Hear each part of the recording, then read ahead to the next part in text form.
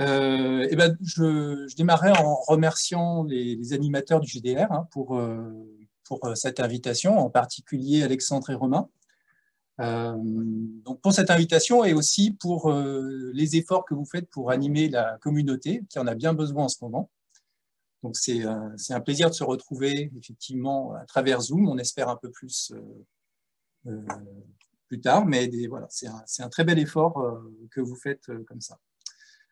Donc aujourd'hui, je vais vous parler du désordre vu comme une perturbation dans des structures qui sont initialement périodiques, comme typiquement ça sera des cristaux photoniques.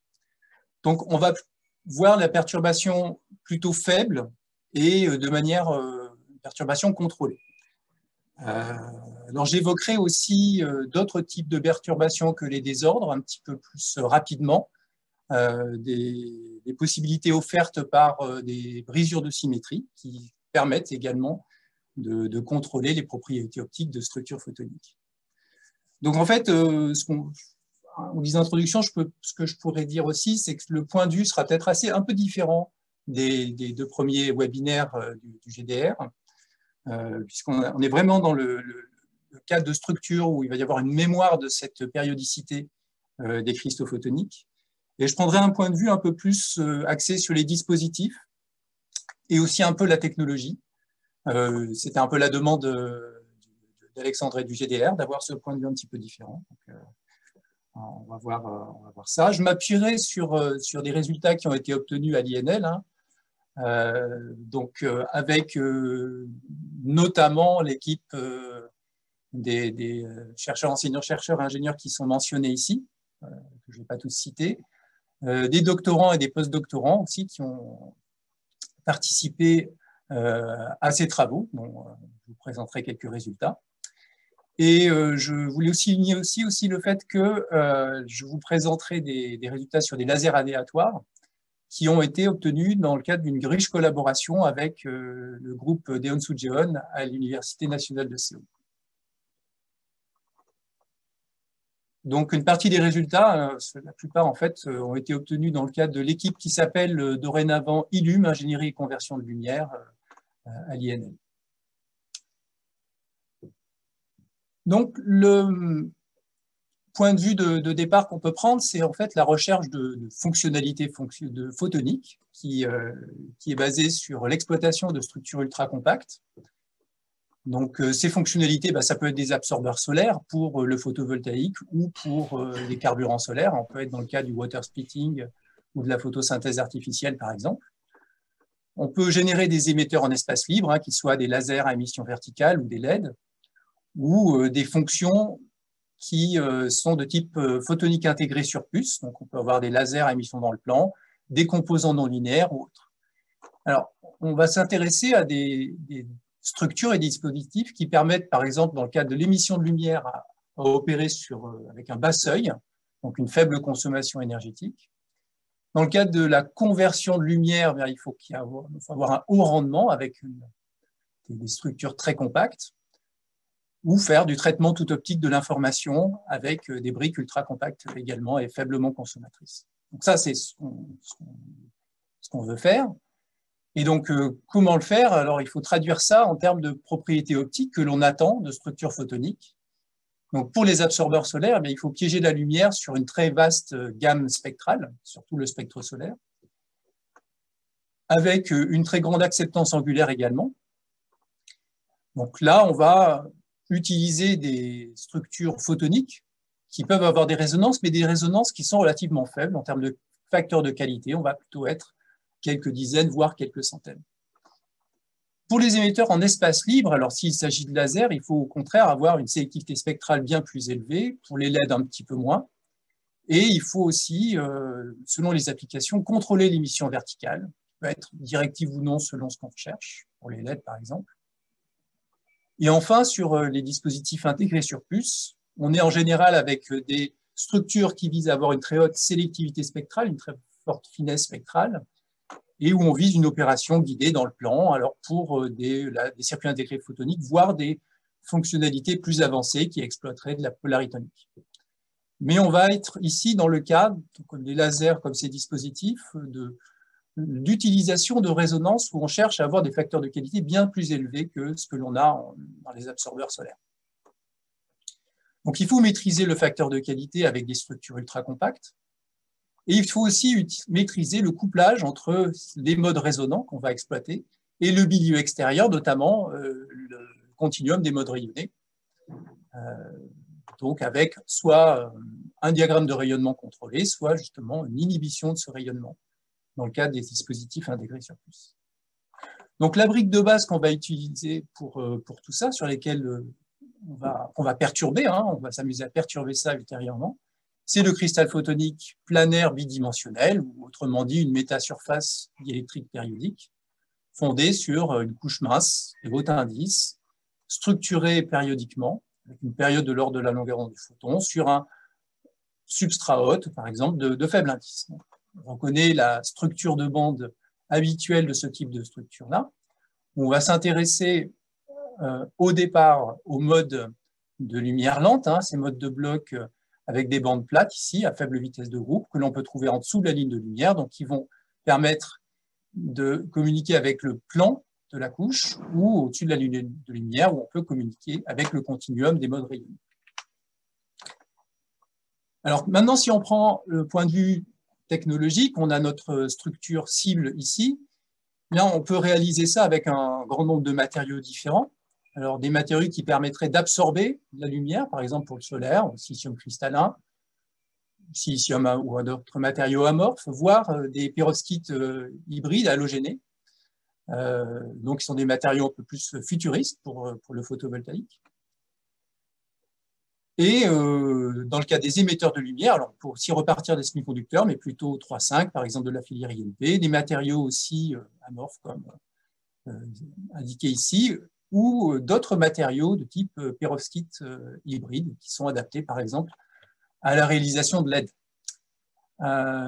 Donc, alors, si on regarde maintenant par colonne, ce que l'on veut voir, c'est qu'on a à gauche des matériaux qui sont monocristallins et avec lesquels on peut réaliser des motifs de manière extrêmement bien contrôlée par des méthodes de nanolithographie et gravure. Et on voit que quand on passe à des matériaux amorphes, voire à des matériaux qui sont plus complexes à réaliser, comme ces perovskites, et en même temps polycristallins, comme on le voit un petit peu là, on va avoir des motifs qui vont être beaucoup moins réguliers. Donc la taille de ces motifs, voire leur forme, peut être perturbée. Un autre aspect qu'on peut remarquer, c'est que selon la gamme spectrale qu'on vise pour les applications, ici, proche infrarouge, on peut aller jusque dans l'ultraviolet, pour des applications que je n'ai pas citées, mais par exemple la dépollution de l'air ou de l'eau, eh bien on va avoir des périodes caractéristiques qui vont être plus ou moins importantes, donc avec un respect des cotes, donc notamment par exemple ici des trous qu'on réalise dans les couches minces, qui peut être plus ou moins facile à obtenir. Et selon les applications aussi, on va vouloir réaliser des petites zones à cristal photonique, typiquement 100 microns par 100 microns, ou des zones beaucoup plus étendues, par exemple pour la dépollution ou le photovoltaïque, où on veut réaliser des structures, de telles structures sur quelques centimètres carrés.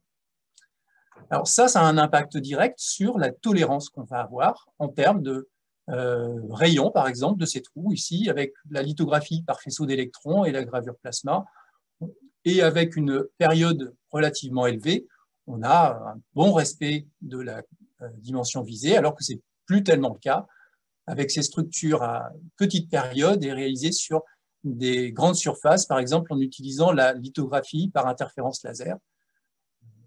Donc, ce qui permet d'avoir un interférogramme, donc des franges d'interférence qui vont venir s'imprimer dans une résine photosensible. Donc, on va avoir finalement un très bon respect de la période, que ce soit par lithographie électronique ou par lithographie interférentielle par laser, mais la forme et surtout la taille des trous, ou des motifs en général qu'on réalise, va être beaucoup plus difficile à maîtriser. Donc finalement, c'est ce que je résume un peu ici, une position des motifs, en général on la contrôle très bien, par contre, une dispersion en taille des motifs qui est beaucoup plus difficile à atteindre. De plus, on peut avoir des problèmes de rugosité de motifs, contrôler la forme des motifs réalisés, notamment dans les matériaux un peu délicats que j'ai cités. Donc c'est important de se poser la question de savoir quel va être l'impact de ce type d'imperfection technologique. Alors, on va appeler ça un désordre de composition. Je reviendrai après sur la justification de ce terme. On peut s'imaginer que ça va intuitivement induire une baisse du facteur de qualité des résonances qui sont accueillies par ces structures-là, avec ce type de désordre. Et que de ce fait-là, ça peut avoir un impact important sur les dispositifs, des structures de type laser. Alors peut-être un peu moins sur les structures de type absorbeur solaire, par exemple pour le photovoltaïque, puisqu'on part de facteurs de qualité visés qui sont beaucoup plus faibles. Alors, un autre point aussi, c'est de revenir sur cette notion de facteur de qualité, mais quel est le facteur de qualité pertinent? Si on revient une dizaine d'années en arrière, un peu plus, il y avait toute une course aux facteurs de qualité élevés, ou de l'ordre du million ou plus.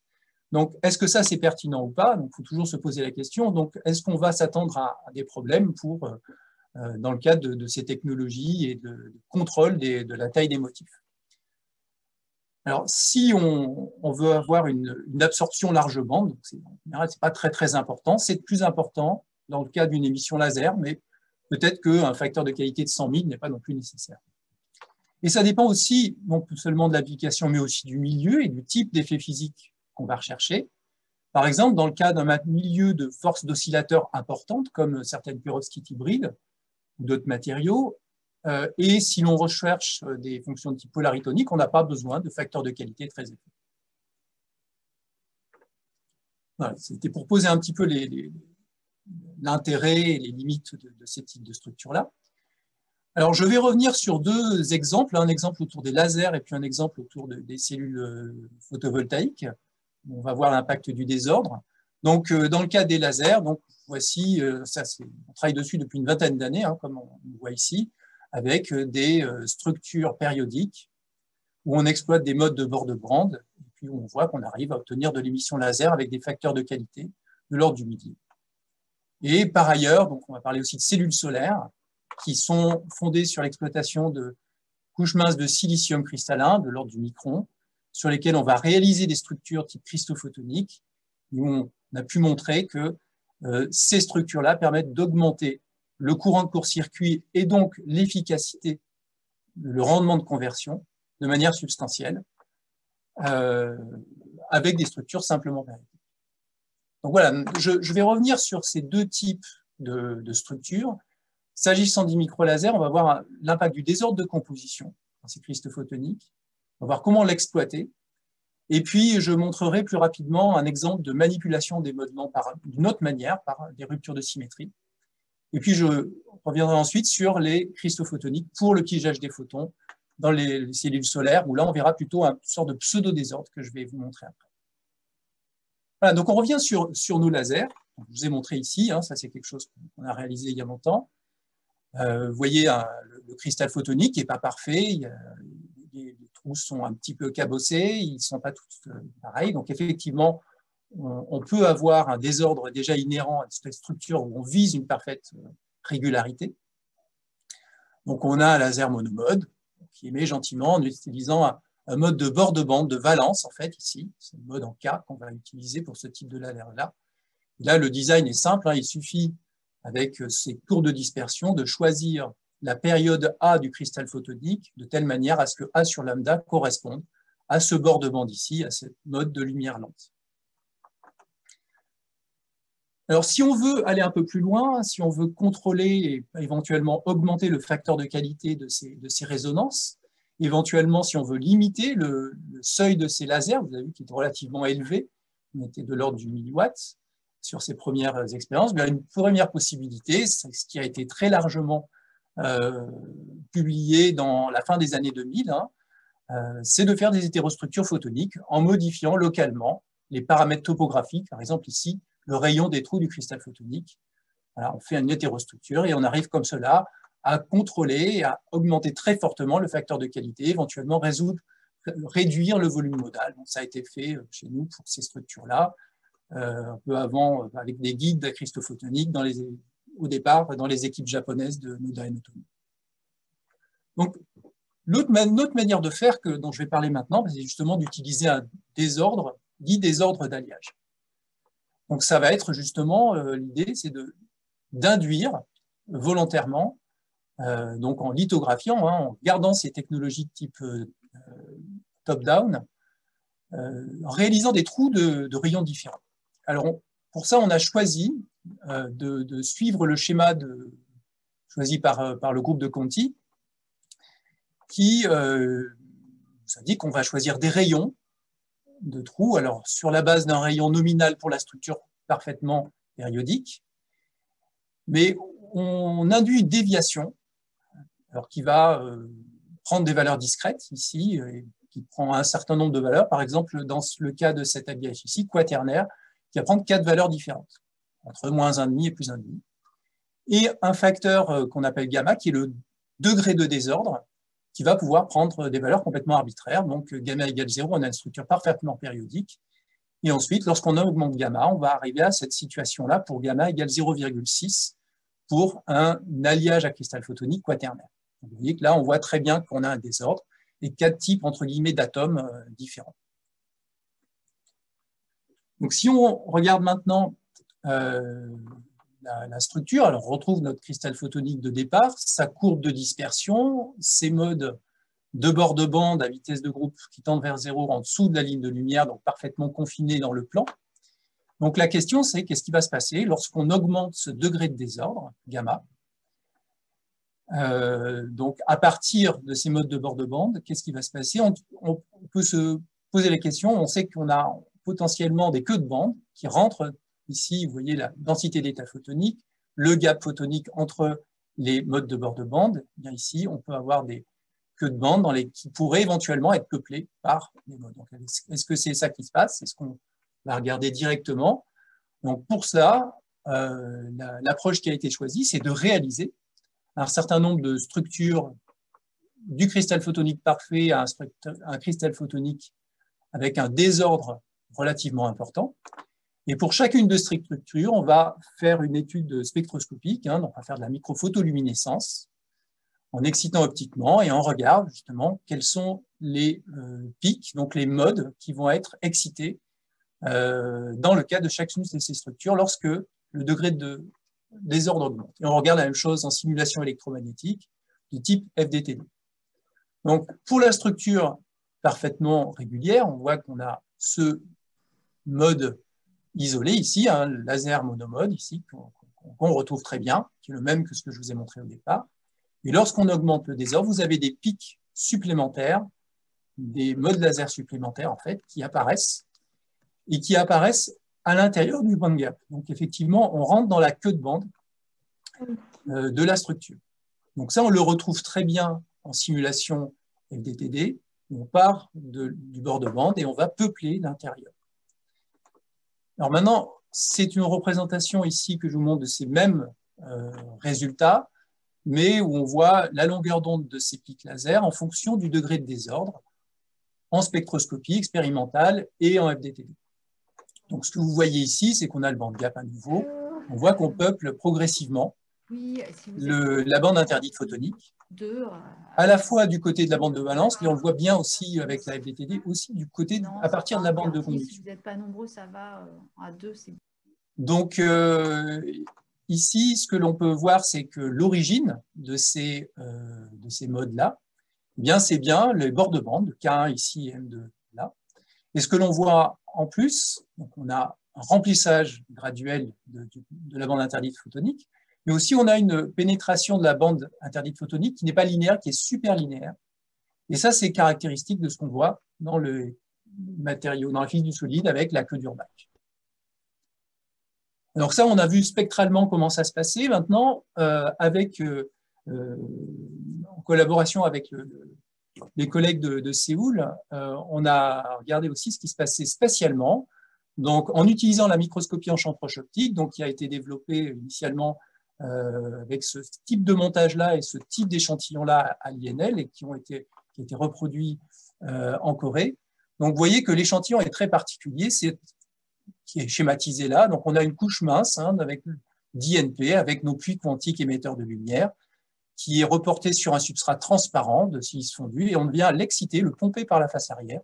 Et par la face avant, on réalise une microscopie en champ proche optique, avec une pointe. Et donc voilà ce que l'on peut mesurer directement.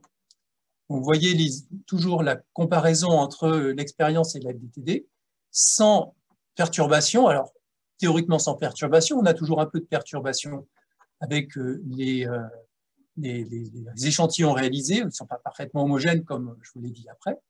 Et on voit très bien que lorsque l'on augmente le degré de désordre, on va avoir une localisation que l'on caractérise directement au fur et à mesure, et jusqu'à un degré de désordre de 0,6. Ça, c'est la première chose qu'on peut comparer, qu'on peut constater. Une localisation de plus en plus forte avec une augmentation de niveau de désordre que l'on peut retrouver en FDTD. Et l'autre aspect aussi, c'est qu'on peut comparer, vous voyez qu'on avait différents types de modes, on peut comparer ce qui se passe avec un mode laser qui est très en superficie, très proche du mode de bord de bande initial, et des modes beaucoup plus profonds. Et ce que l'on voit ici, c'est que les modes très superficiels sont moins localisés que les modes beaucoup plus profonds. Et ils coexistent sur la même structure. Et donc tout ça, c'est cohérent avec les théories d'Anderson puis de John sur justement la localisation et le transfert par saut entre des domaines où la lumière peut être localisée. Donc, si on poursuit un petit peu l'analyse, alors un premier élément qu'on peut dire aussi, c'est que pour un degré de désordre supérieur à 0,3, la dimension du mode localisé ne dépend pas de la taille du cristal photonique, donc on ne voit plus l'impact des bords de la zone cristal photonique, donc on a une véritable localisation. Et puis le critère de Joffe-Regel pour ces valeurs-là est satisfait, donc c'est une indication d'une localisation d'Anderson. Ce que l'on voit aussi, c'est que la longueur ici de localisation, donc ce qu'on appelait la largeur effective, le WF ici, donc il dépend de manière monotone du degré de désordre. Vous voyez ici, quand le degré de désordre augmente, donc quand on va plus vers les points bleus, on a une diminution de la taille de la structure, du mode localisé. Et ça diminue aussi de manière monotone lorsqu'on va plus en profondeur dans les bandes. Ici, on est vers la bord de bande. Là, on va dans ce qui était initialement la bande interdite photonique et on a un degré de localisation plus fort. Alors, une fois qu'on ait fait ça, on peut jouer avec ces modes donc, pour pouvoir contrôler leurs propriétés. C'est ce qu'on s'est proposé de faire également. Donc, la première idée, c'est de sélectionner un mode spécifique, puis de contrôler ses propriétés, notamment leur longueur d'onde, au travers du contrôle de paramètres topographiques clés. Alors, comment déjà isoler un mode? C'est très simple. On part de la structure ici désordonnée, où on a un certain nombre de modes de queue de bande qui émettent. Et bien, lorsqu'on va diminuer la taille de la structure réalisée, on va élaguer un peu, on va se retrouver avec plus qu'un seul mode laser lorsqu'on a la distance, la taille de cette structure photonique L divisé par A qui est égale à 8. Ça, c'est systématique. Quel que soit le degré de désordre que l'on applique. On a toujours quelque chose de monomode à partir de cette taille-là de structure. Ensuite, eh bien, on va contrôler les propriétés au travers des paramètres topographiques géométriques qu'on peut le plus directement contrôler, c'est-à-dire R0. R0, c'est le rayon initial du cristal photonique parfait, non perturbé, et gamma, donc le degré de désordre. Donc, ce qui a été réalisé, c'est 400 structures en balayant pour chacune de ces structures des valeurs différentes du degré de désordre et du rayon initial. Vous voyez ici, donc, quand on a des pixels colorés, c'est qu'on a émission laser. En noir, l'émission laser n'est pas obtenue essentiellement car ce sont des structures de trop faibles facteurs de qualité. Et on a une émission avec des longueurs d'onde qui peuvent être différentes. La première chose qu'on peut voir, c'est que quand on va par exemple le long de cette ligne horizontale, eh bien, pour un degré de désordre donné, on peut balayer la longueur d'onde de l'émission laser. Donc on a une possibilité de contrôle des paramètres laser clés qui vont nous intéresser, donc la longueur d'onde émise. Donc on peut aller un petit peu plus loin, il est possible de prouver que la longueur d'onde du mode laser monomode que l'on obtient dépend linéairement d'un paramètre Z sans dimension qui lui-même dépend du rayon initial R0 et qui dépend du degré de désordre. Avec un paramètre de fit, lorsqu'il est bien choisi, on voit qu'on a une dépendance vraiment linéaire de cette longueur d'onde d'émission laser. Et autrement dit, ce qu'on peut tirer de là, c'est qu'on peut avoir contrôlé la longueur d'onde d'émission avec à nouveau ce paramètre R0, rayon de la structure non perturbée. Alors, ce qui est intéressant, c'est que cette longueur d'onde ne dépend pas de la configuration choisie, c'est-à-dire du tirage qu'on fait. Ça va dépendre de R0, mais on ne va pas dépendre de la réalisation du désordre. Ça, c'est le bon côté. Le côté un petit peu plus embêtant, c'est que c'est vrai qu'on contrôle, mais jusqu'à un certain point, vous voyez qu'on a quand même on n'a pas une ligne parfaitement rectiligne. On a quand même des petites modulations autour de ces longueurs d'onde cibles. Donc le désordre ne permet pas d'avoir un contrôle total sur ces propriétés. Donc on peut justement s'interroger sur d'autres manières de contrôler ces structures photoniques, peut-être pour avoir un meilleur contrôle global. On peut repartir d'une structure parfaitement périodique qui a alors une structure de bande schématisée ici, on met bien en fonction de la composante planaire du vecteur d'onde, on retrouve ici les modes de bord de bande, ici en bord de la zone de Briot. Bien, ici, ce que l'on a choisi de faire, c'est une structure doublement périodique. Donc, doublement périodique, on va avoir, dans la première zone de Brillouin, on va dire que tout est un repliement des bandes en quelque sorte, et donc on va avoir 2 fois plus de bandes, mais des bandes qui ne vont pas se voir, qui ne vont pas se coupler. Quand on représente les choses uniquement là-dedans, maintenant ce que l'on va s'amuser à faire, c'est de bouger légèrement un des 2 motifs, ici une partie du motif élémentaire, et dans ce cas-là, bien ce que l'on a, c'est on obtient le couplage entre ces modes, et on a par exemple possibilité d'obtenir des bandes plates qui sont pas en bord de zone de Brillouin, qui sont au centre, qui sont ici à un endroit déterminé de la structure de bande. Ça, c'est un exemple de ce qu'on peut faire en perturbant, en brisant la symétrie de ces structures. De manière un peu plus générale, si on veut ici rompre la symétrie verticale et d'une certaine manière aussi la symétrie latérale, vous voyez que vous avez ici un cristal photonique 1D vu de dessus. Vous avez un motif complexe avec un ruban large, un ruban étroit, et le ruban étroit étant décalé latéralement. Selon le facteur de remplissage moyen, donc finalement la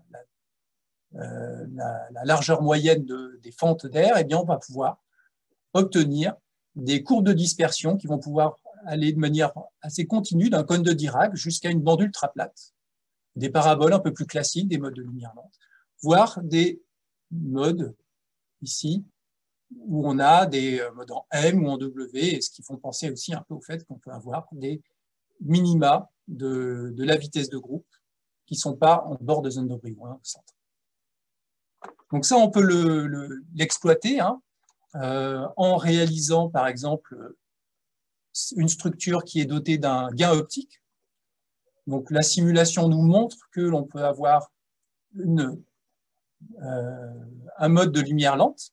Ça, c'est l'expérience. On peut aussi avoir une visualisation directe de ces courbes de dispersion en faisant une imagerie dans l'espace de Fourier, résolue en énergie.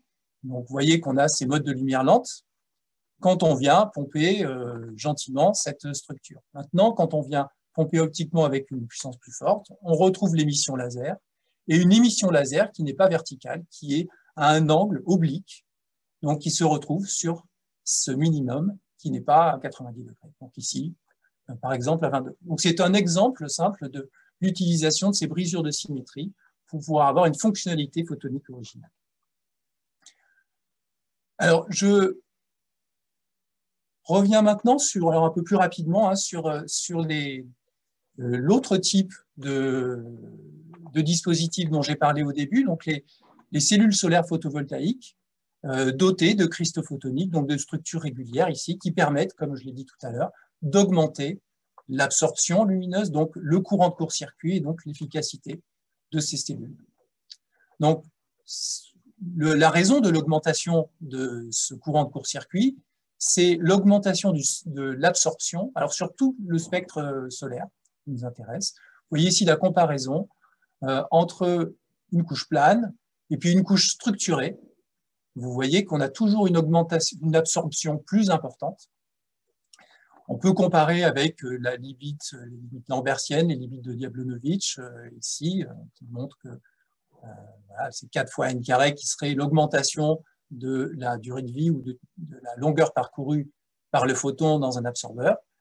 Donc, ce que l'on voit, c'est qu'on a des modes de nature différente, des Fabry-Perot, puis des modes guidés résonance et modes de lumière lente qui font que localement, on arrive à aller au-delà de la limite de Diablonowitch et on arrive à augmenter toujours cette absorbance. Alors, ce n'est pas ce qu'on peut faire de mieux, hein, c'est avec ces mêmes types de structures que j'ai montrées, finalement, dans le cadre d'un projet européen qui date un petit peu maintenant. Les meilleurs résultats ont été obtenus avec une structure désordonnée, avec les travaux de Limec et de Chalmers, où on voit que l'efficacité est plus importante ici, elle a tenu quasiment 10% avec un micron de silicium cristallin. Donc ça, c'est quelque chose qui avait été étudié largement dans le milieu des années 2010, avec des milieux fortement perturbés, complètement désordonnés, avec ici de la rugosité, de cristal photonique complètement perturbés, ou alors des structures plus proches de ce qui nous intéresse, nous, à savoir une faible perturbation. Donc là-dessus, c'est ce qu'on s'est attaché à faire. Si une possibilité, on part vu de dessus d'un cristal photonique à maille carrée, parfaitement périodique, on peut le découper en supercellules. Au sein de cette supercellule, on peut décider de modifier de manière intentionnelle la position, non plus la taille, mais la position des motifs élémentaires initiaux. Donc, avec un déplacement moyen delta S qui va être une première mesure du désordre. Quand on fait ça, de la structure parfaite à la structure désordonnée, eh bien, on va modifier profondément le spectre d'absorption de ces absorbeurs-là, en partant d'une absorption avec une résonance essentiellement monomode à des modes supplémentaires qui sont de facteurs de qualité plus faibles, sont plus larges spectralement, mais ils sont plus nombreux. Donc on a globalement une absorption qui va croître. Dans ce domaine spectral particulier, où l'absorption du matériau initial est faible, où on a intérêt à augmenter l'absorption.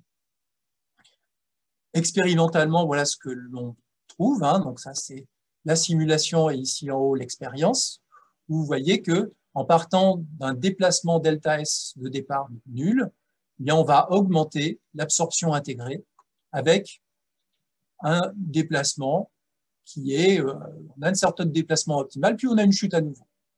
Alors, le fait qu'on ait une chute, ça montre que ce n'est pas n'importe quel désordre qui peut augmenter l'absorption et donc finalement le rendement de cellules photovoltaïques. Et ça montre aussi peut-être qu'on n'a pas les bonnes métriques, qu'on n'a pas la bonne mesure du désordre.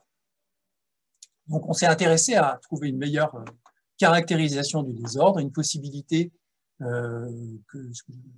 j'en parlerai très rapidement ici, c'est de considérer un taux d'agrégation des trous. Vous voyez ici 2 exemples de réalisation du désordre. Une, on voit qu'on a les trous qui s'agrègent dans les supercellules, alors qu'ici on a une distribution beaucoup plus homogène.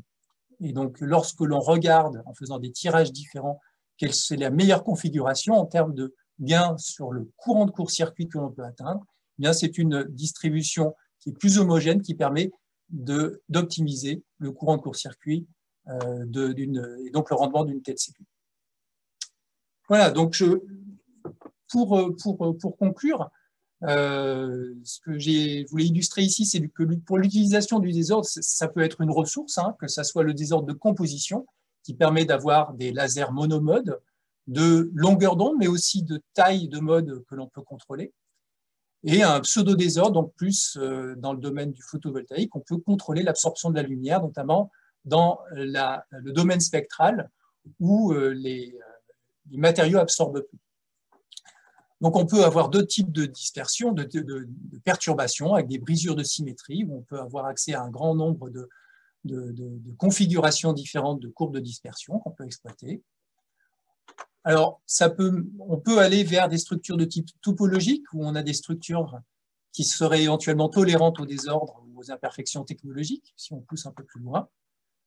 Voilà, donc l'idée, c'est vraiment d'arriver à maîtriser la densité d'état photonique, de finement contrôler la dispersion finalement de ces modes de blocs, ce qui peut être utile pour une grande gamme de milieux actifs qui ont leurs avantages et leurs inconvénients, et une grande gamme d'applications différentes. Donc, je vous remercie pour votre attention et je signale aussi rapidement je remercie chaleureusement les membres de la plateforme technologique Nanolion qui ont un rôle important pour la réalisation des objets-là et puis donc, les différents projets à partir desquels j'ai tiré les résultats que je vous ai montrés. Également, feu le LIA, Center for Photonics and Nanostructure, entre la France et la Corée, donc, qui a permis d'établir une relation sur le long terme avec l'équipe de Séoul. Donc, merci et merci à tous et à toutes pour votre attention.